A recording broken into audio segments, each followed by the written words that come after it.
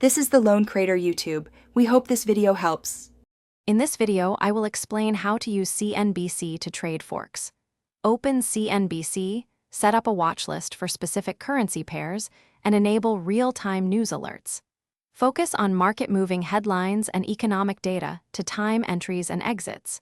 Use Cnbc charts to confirm trends and pair them with your preferred technical indicators. Keep risk management simple, using position size and stop-loss levels matched to your plan and account size. Cnbc news and calendar tools are central to a Forex workflow. Watch the economic calendar for high-impact events such as interest rate decisions and employment reports.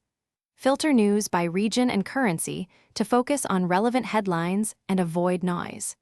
Set reminders for scheduled speeches and reports that often trigger volatility. Combining this information with price action helps you plan trades around predictable market moves and manage risk proactively. Use Cnbc charting to analyze price action across multiple timeframes suited to your trading style. Apply moving averages and RSI for quick checks on trend and momentum before placing trades. Compare currency pairs with correlated assets like commodities or equities to understand broader market drivers.